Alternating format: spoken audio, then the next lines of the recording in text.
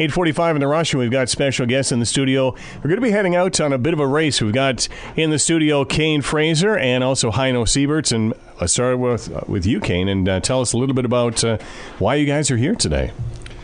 Hi, Dale. We're here today because you invited us. Listen, this will go either good or bad, depending on how we go after this. I invited you in because I saw you at City Council last week on Tuesday, and you are going on an insane race. Right. You got to tell us a bit about this. Okay, so we'll tell you a little bit about the Baja 1000, and then we'll tell you why we're doing it. So the Baja 1000 is a race in Ensenada, Mexico. That's on the Baja Peninsula. About 2 hours south of San Diego it starts. It's usually 1,000-mile down to La Paz. This year we believe it's going to be a loop, so we'll start and finish in Ensenada, which really helps us out. It saves us, 1,000 miles of extra driving. The race is quite challenging in terms of, technical difficulty. It's obviously a race of endurance.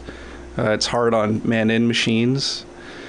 You start in a city, you race through villages, down highways, secondary roads, through silt beds, gravel, up in the mountains, pretty much anything you can think of. You have locals racing with you, against you.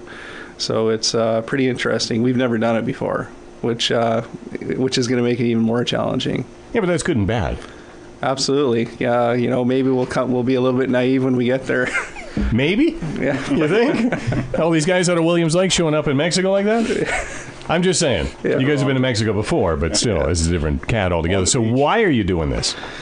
So we have three goals. This year is Rick Hansen is celebrating his 25th anniversary of his Man in Motion tour. Right now he's doing a relay across Canada. Being from Rick's hometown, and knowing him a little bit, I thought it was appropriate that we support him in some manner. So one of our goals is to raise $25,000 for the Rick Hansen Foundation. The second goal is to create awareness about the abilities of people with disabilities, because I think the public still needs to be educated a little bit. It is difficult when you see a person in a wheelchair to understand what their capabilities may or may not be because of, the different levels of injury that you may encounter with spinal cord injury. You could see two guys and one could be a low-level quadriplegic and the other guy, a low-level paraplegic. So obviously the paraplegic would have a lot more functionality.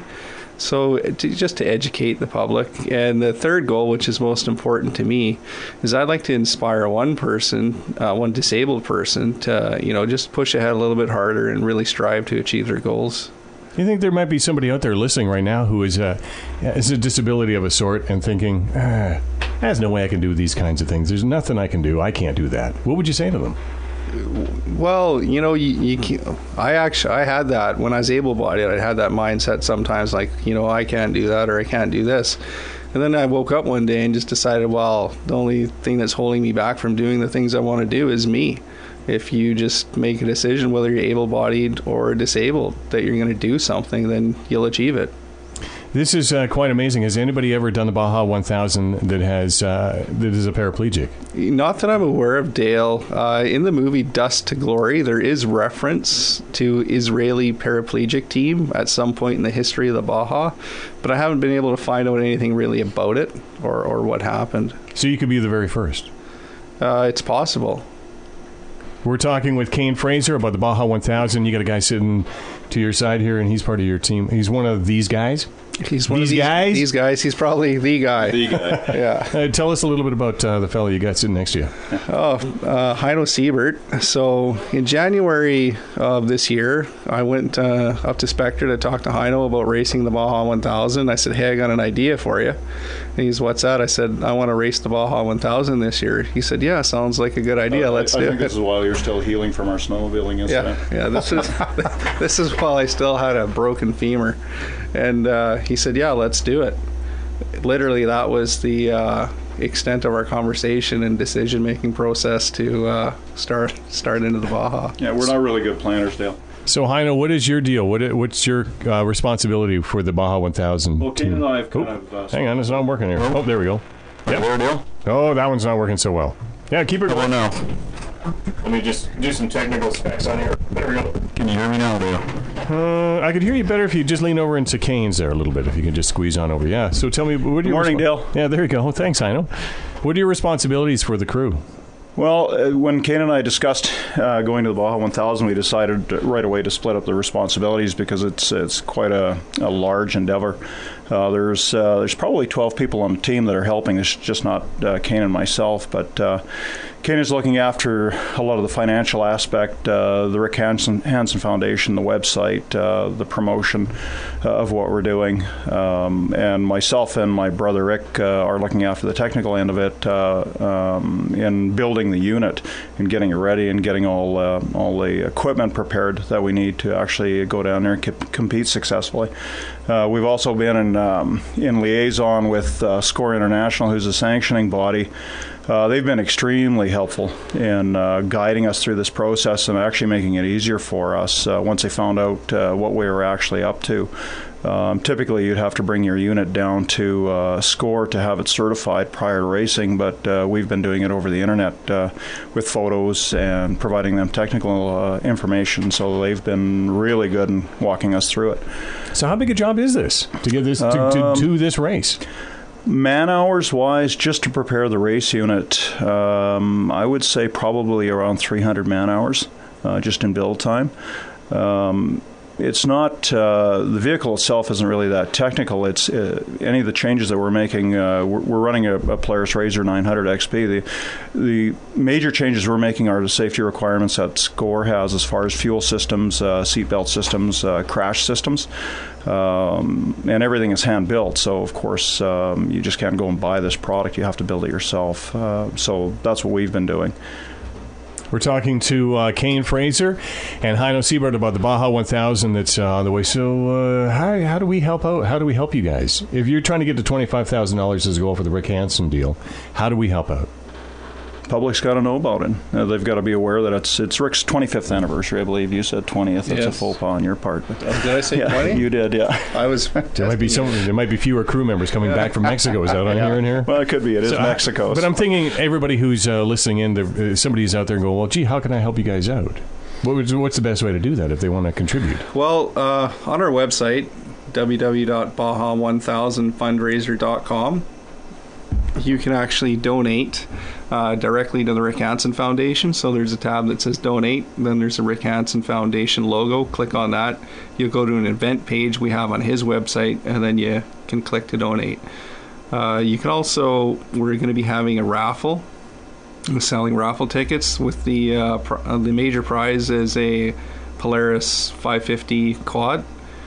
In addition, there will be a Carey Price jersey and a mountain bike as additional prizes. So you can buy the raffle tickets, which will be available for sale shortly. The end of this week, we're hoping, around town and in 100 Mile. Okay. And we'll let you know where that's going to be. The other thing you can do is we will take pledges directly at a couple fundraising events we're having. We're having one on October the 13th at the CDC on 2nd Avenue, and that's going to be from 4 to 7. What are you guys going to do? So there's going to be a dinner for families, so mums and dads and the kids, and then we're going to take down a Razor and some quads and stuff like that, let the kids see it, and then I think they're going to race little remote controls around. So what is your, speaking of families, what does your family think of you doing this, Kane? My wife, Kara, hi honey, is in support now. At first, she was less than thrilled, considering my track history in the last 2 Decembers of breaking my leg. So yeah, but this is November. So, exactly. Yeah. Completely different. No snow. That's okay. So, but she wasn't on board at the beginning. She thought something different, didn't she? Yeah, at the beginning she wasn't too supportive of the idea, just because I think it was probably 5 days afterwards that I'd broken my femur with a pin in it, and I was laid up at home, that I decided to do this. So, she didn't think it was the greatest idea at the time, because we just went through that whole process. How about the kids?